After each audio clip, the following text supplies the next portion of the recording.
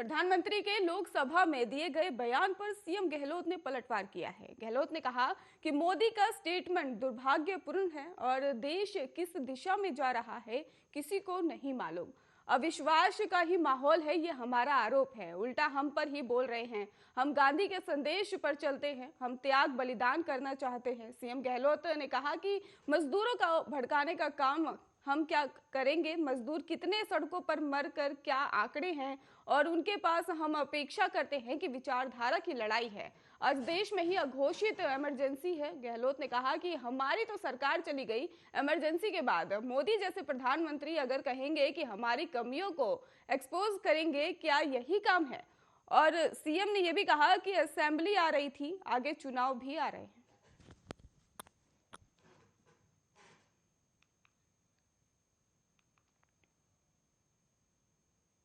लोहिया के नेता और 2 बार सांसद रहे रघुराज सिंह शाक्य ने ही पार्टी छोड़ दी है। वो सोमवार को ही अपने समर्थकों के साथ बीजेपी में शामिल हो गए। उन्होंने पहले प्रसपा के नेता और समाजवादी पार्टी की सरकार में मंत्री रहे शिव कुमार बोरिया भी बीजेपी में शामिल हो गए थे और इसे उत्तर प्रदेश में समाजवादी पार्टी और प्रसपा के लिए गठबंधन के लिए झटका माना जा रहा है।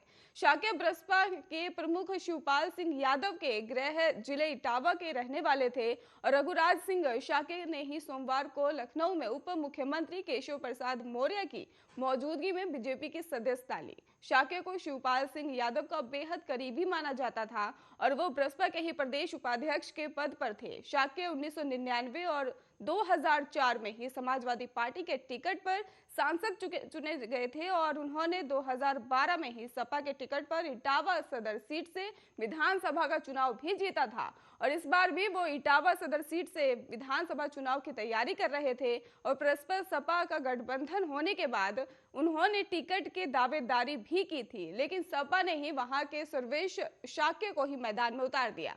वो पूर्व सांसद राम सिंह शाक्य के बेटे हैं और रघुराज सिंह शाक्य ने ही 27 जनवरी 2017 को ही समाजवादी पार्टी से इस्तीफा दे दिया था और उनका कहना था कि परिवार की लड़ाई में सपा संस्थापक मुलायम सिंह यादव को अपमानित किया गया।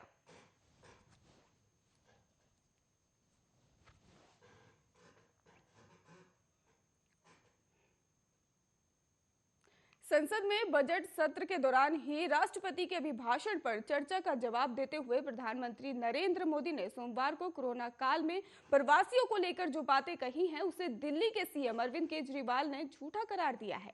केजरीवाल ने पीएम के बयान का वीडियो साझा कर कहा कि प्रधानमंत्री जी का यह बयान सरासर झूठ है। इसके बाद उनके और यूपी के मुख्यमंत्री योगी आदित्यनाथ के बीच ट्विटर वॉर छिड़ गई और दिल्ली के सीएम ने यूपी के अपने समकक्षीय मुख्यमंत्री को ही इसके बाद ही निर्दयी और क्रूर शासन करार दिया, जबकि सीएम योगी ने उन्हें झूठा बताते हुए कहा कि उन्होंने जबरदस्ती श्रमिकों को दिल्ली से ही कोरोना काल में भगाया। और दिल्ली सीएम ने ट्वीट करते हुए कहा कि देश उम्मीद करता है कि जिन लोगों ने कोरोना काल की पीड़ा को सहा, जिन लोगों ने अपनों को खोया और प्रधानमंत्री जी उनके प्रति संवेदनशील होंगे और लोगों की पीड़ा पर ही राजनीति करना प्रधानमंत्री जी को शोभा नहीं देता।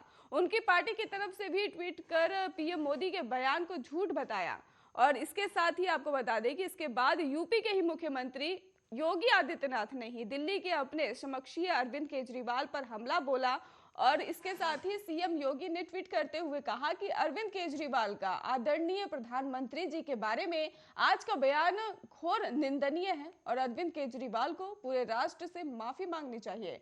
गोस्वामी तुलसीदास जी ने उनके जैसे लोगों के बारे में ही कहा है कि झूठई लेना, झूठई देना और झूठई भोजन, झूठ चबेना। इस ट्वीट के बाद सीएम योगी ने एक और ट्वीट किया जिसमें उन्होंने लिखा, सुनो केजरीवाल, जब पूरी मानवता कोरोना की पीड़ा से करा रही थी उस समय आपने यूपी के कामगारों को ही दिल्ली छोड़ने पर विवश किया और छोटे बच्चे महिलाओं तक को आधी रात में यूपी की सीमा पर असहाय छोड़ने जैसा अलोकतांत्रिक और अमानवीय कार्य अपनी सरकार किया है और आपको मानवता द्रोही कहे या फिर यूपी सीएम के इस ट्वीट के बाद दिल्ली के ही मुख्यमंत्री ने भी ट्वीट कर उन्हें निशाना साधते हुए क्रूर शासन करार दिया और केजरीवाल ने ट्वीट कर कहा कि सुनो योगी, आप तो रहने ही दो। जिस तरह यूपी के लोगों की लाशें नदी में बह रही थी और आप करोड़ों रुपए खर्च करके टाइम्स मैगजीन में ही अपनी झूठी वाहवाही विज्ञापन दे रहे थे, आप जैसा निर्दयी और क्रूर शासन नहीं हो सकता।